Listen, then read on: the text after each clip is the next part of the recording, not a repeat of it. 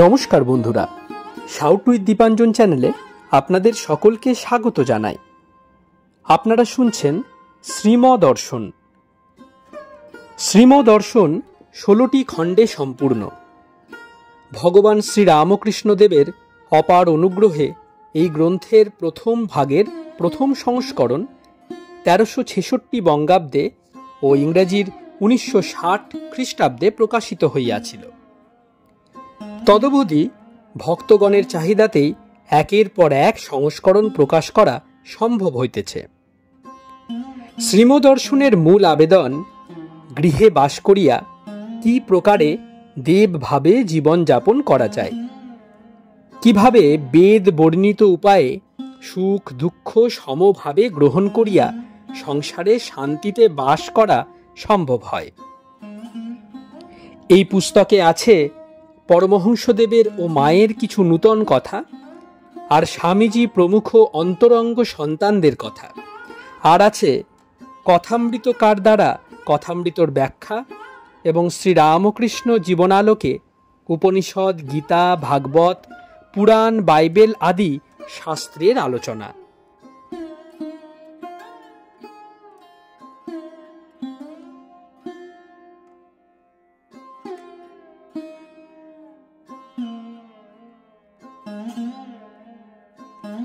আপনারা শুনছেন স্বামী নিত্যাত্মানন্দ বিরচিত শ্রীমদর্শন।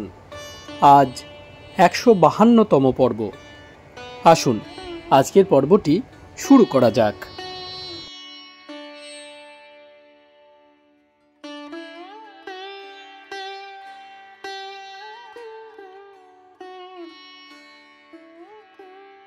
শ্রীম ভক্তদের প্রতি। মানুষের প্রকৃতি দুরকম। এক প্রকৃতির লোক দিয়ে সংসার করাচ্ছেন, আরেক প্রকৃতির লোকের সংসার ভালো লাগে না। এ থাকের লোকদের কাজকর্ম কমে গেছে। কিসে তাকে পাওয়া যায় তার জন্য তারা ব্যাকুল। এরা যোগী। আবার আরেক রকম প্রকৃতি আছে, এদের দুই আছে, যোগ ও ভোগ। যোগী প্রধান, তাই এরাও যোগীদের দলে। তাদেরই বিয়ে করতে হয়, সংসার ধর্ম করতে হয়। কাজ না করলে সংস্কার ঘোচে কি করে? তাই বিয়ে তাকে লাভ করার জন্য, কাম সেবার জন্য নয়। আরেক রকম প্রকৃতি, তারা খালি ভোগ চায়। এরও দুভাগ আছে। এক ভাগ খালি ভোগী, উচ্চ চিন্তা নাই, যেমন পশুদের উচ্চ চিন্তা নাই, আহার বিহারাদিতে তুষ্ট। আরেক ভাগ আছে, তারা বলে ঈশ্বর আছেন, তিনি সব দেন চাইলে, তাই তার কাছে ধন দৌলত পুত্র নাম যশ এসব চাই, জ্ঞান ভক্তি চায় না। এরাও ভোগী, কিন্তু ঈশ্বরকে কর্তা বলে জানে। এরা কতকটা ভালো। যোগী আর ভোগী এ দুটি প্রধান ভাগ। যোগী আবার দুভাগে, শুদ্ধ যোগী যেমন মৌমাছি, যেমন সুখদেব, আর যোগী ভোগী যেমন পাণ্ডবগণ। ভোগীও দুই থাকের। এক থাক ঈশ্বরকে স্বীকার করে, অন্য থাক তা করে না। এদের এই শেষ থাকের কথাই গীতায় আসুরিক সম্পদ বলেছেন। প্রথম দু থাকের নিষ্কাম ভক্তি আছে, এরাই তাকে চায় আগে, এ ভালো। কলিকাতা, 18 জানুয়ারি 1924, চৌঠা মাঘ 1330, শুক্রবার, শুক্লপক্ষ, দ্বাদশী তিথি। চতুর্থ অধ্যায়, পঞ্চভূতের ফাঁদে ব্রহ্ম পড়ে কাঁদে। 1. Mutton school. সকাল 9:30। শ্রীম দ্বিতলের সিঁড়ির সম্মুখে দাঁড়াইয়া আছেন পূর্বাশ্ব। তাহার বাম হাতে বড় জিতেন দক্ষিণাশ্ব। উভয়ে কথা কহিতেছেন। একটি ভক্ত সিঁড়ি দিয়া উঠিয়া শুনিলেন শ্রীম বড় জিতেনের প্রতি। ঠাকুর হাসতে হাসতে বলতেন, যে যতই বোঝো, যতই খেলোয়াড় হও, সব তার আন্ডারে। লোকে কত কষ্ট করে একটা সত্য বোঝে, আর তিনি সব সত্য বুঝে ভরপুর হয়েও এই কথা বলছেন। যে যতটুকু বোঝো, গর্ব করবার, অহংকার করবার জো নাই। অনন্ত কাণ্ড, আরও কত কি আছে, এ কথা কি সকলে বুঝতে পারে? He that is able to receive it, let him receive it. যে অধিকারী, সেই বুঝতে পারে। এখন অপরাহ্ন 5টা। শ্রীম ঠাকুরবাড়িতে অবস্থান করিতেছেন। আজ সারাদিনই কলিকাতায়। গদাধর আশ্রমে যাওয়া হয় নাই। শনিবার বলিয়া ভক্তগণ অনেকেই আসিয়াছেন। কেহ স্কুল বাড়িতে, কেহ ঠাকুর বাড়িতে। বড় জিতেন দুইটি ছোট মেয়ে লইয়া স্কুল বাড়িতে আসেন। বিনয়, ছোট অমূল্য, ভাটপাড়ার ললিত, বসন্ত ও সঙ্গী, সিদ্ধেশ্বর, জগবন্ধু প্রভৃতি কেহ ঠাকুর বাড়ির ভিতরে, কেহ সামনের গলিতে অপেক্ষা করিতেছেন। শ্রীম উপর হইতে বিনয়কে বলিলেন, সকলকে নিয়ে স্কুল বাড়ি যাও, আমি আসছি। ওখানেও বহু লোক। ফরিদপুরের একজন ভক্ত আসিয়াছেন, যতীনের সঙ্গেও একজন নূতন লোক আসিয়াছেন। সকলে দ্বিতলে সিঁড়ির ডান দিকের ঘরে বসিয়াছেন। শ্রীম মেঝেতে উপবিষ্ট। বড় ললিত বাল্মীকিকৃত গঙ্গার স্তব পাঠ করিয়া শুনাইতেছেন।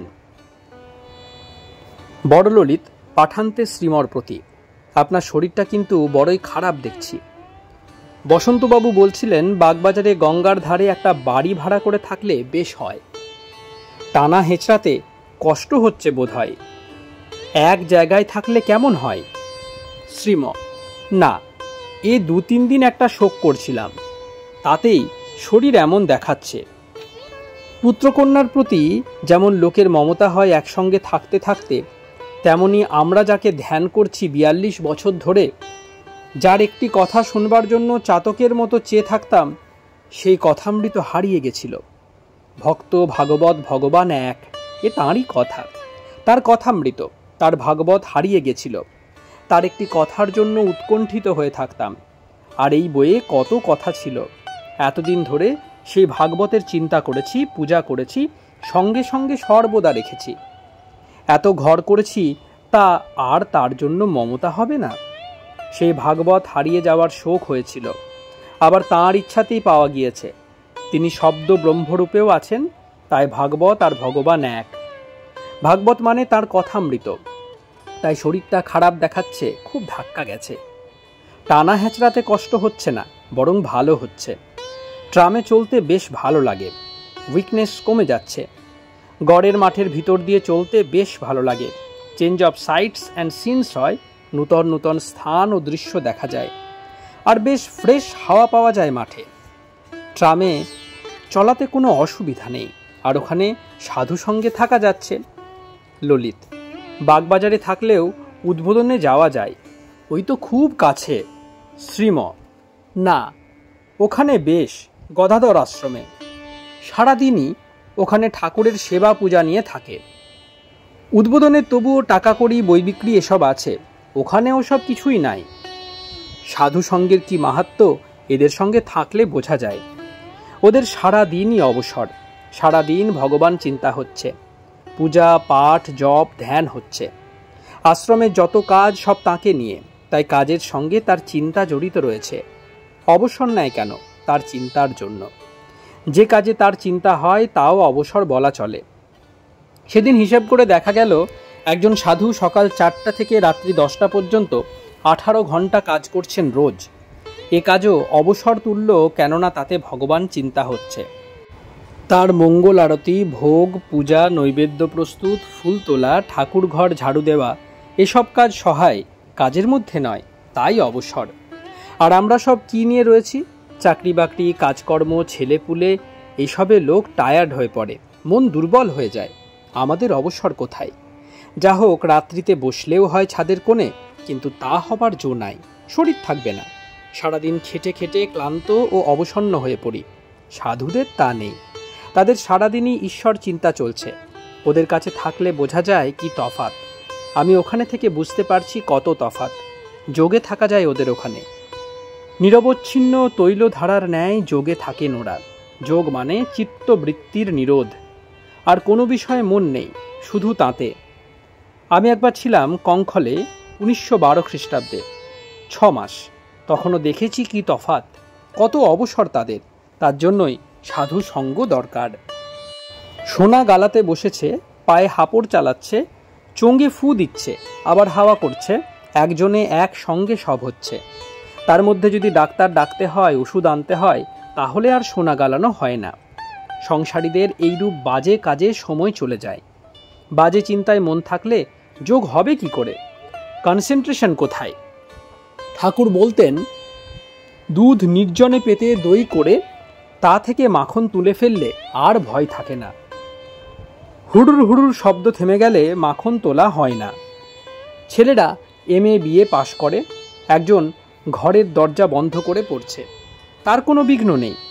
আরেকজন বাড়ির 5টা কাজ করছে, অনেক বিঘ্ন। ডাক্তার ডাকতে হয়, অতিথিদের সৎকার করতে হচ্ছে, অনেক কাজ তার, এত বিঘ্ন, তাহলে কি করে পাশ হবে? তবে 2-1 জন আছে এত ডিস্টারবেন্সের ভিতরও পাশ করে, কিন্তু সে তো খুব কম। শ্রীম বসন্তের প্রতি। গদাগড় আশ্রমটি বেশ, উদ্বোধনও ভালো, তবে সেখানে টাকা কড়ির ব্যাপার আছে। প্রথম অবস্থায় ওইখানে নয়। যারা সিদ্ধ হয়ে গেছেন তাদের টাকা কড়ি নামযশের ভিতর থাকলেও কিছু হানি হয় না। প্রথম অবস্থায় এসব থেকে অনেক দূরে থাকতে হয়। ঠাকুর বলতেন, গাছ যখন ছোট থাকে পাছে ছাগল গরুতে খেয়ে ফেলে, তাই বেড়া দিতে হয় চারিদিকে।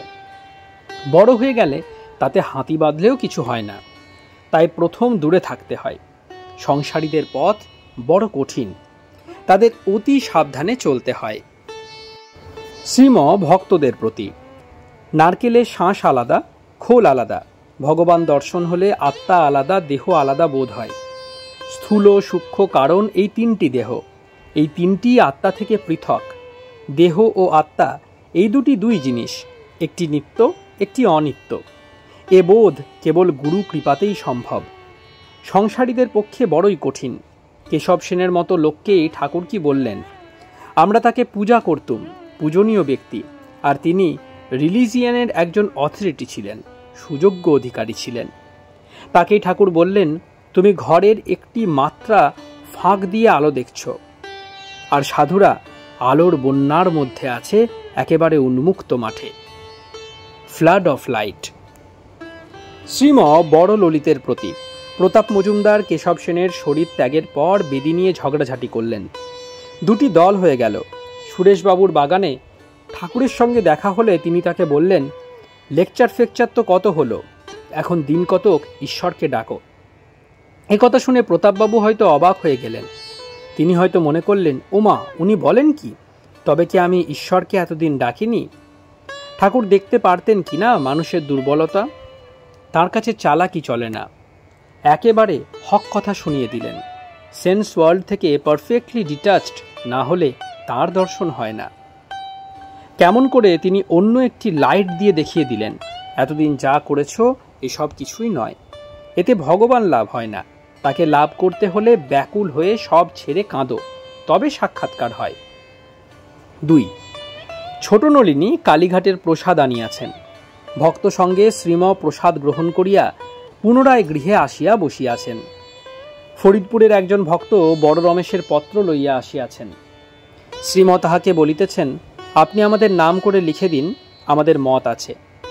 এখানে এসে কাকার সঙ্গে থেকে পড়াশোনা করতে পারে, ওখানে যখন শরীর ঠিক থাকছে না। বড়জিতেন মেয়ে দুটিকে বাড়িতে রাখিয়া আসিয়াছেন।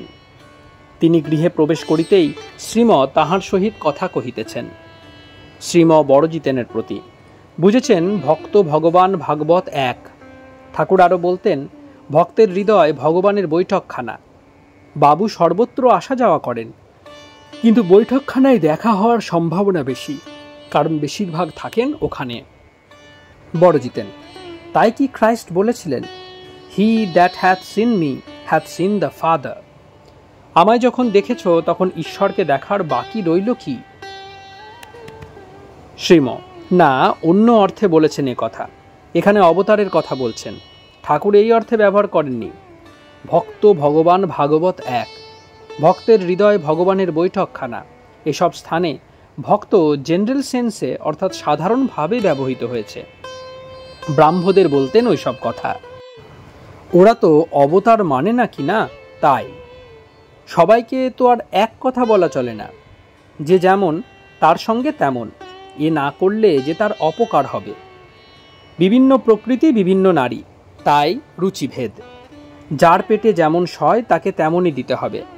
কারুকে মাছের ঝোল, কারুকে ঝাল, কারুকে অম্বল, যাতে যার প্রবৃত্তি আর রুচি তাকে তাই দেওয়া উচিত। সকলের এক চলে না। বিবেকানন্দ বিলেত থেকে ফিরে এসে আমায় বলেছিলেন, বলরামবাবুর বাড়ির ছাদে বেড়াতে বেড়াতে ঠাকুর আমায় বলেছিলেন, তোর বেদান্তের দিক দিয়ে নয়, এটা এখনো বুঝতে পারলুম না। মানে বেদান্তের সৌহং আর অবতার তত্ত্ব এক নয়, এ আলাদা জিনিস। কিন্তু পরে যখন বুঝলেন তখন দেখো কি স্তব লিখেছেন। বিবেকানন্দ স্তবস্তুতিতে যা বলেছেন এর উপর আর কথা নেই। তুমি বাক্য মনের অতীত পরম ব্রহ্ম, তুমি সাকার, তুমি নিরাকার, তুমি ইদানিং রামকৃষ্ণ বিগ্রহ নররূপধারী। তোমার শ্রীপাদপদ্ম চিন্তা করলে মরণর্মী নাশ হয়। পদ্মফুল ফুটতে দেরি হয়, একবার ফুটলে অনেক দিন থাকে, সৌরভ দান করে। অন্য ফুল এই ফুটল এই শেষ। অবতারকে বোঝা কার সাধ্য?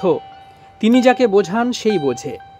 তাই ব্রাহ্মদের বলতেন ওই কথা, তারা তো অবতার মানে না, ভক্ত বলে মানলেও কাজ হবে, কারণ ভক্ত ভগবান ভাগবত এক।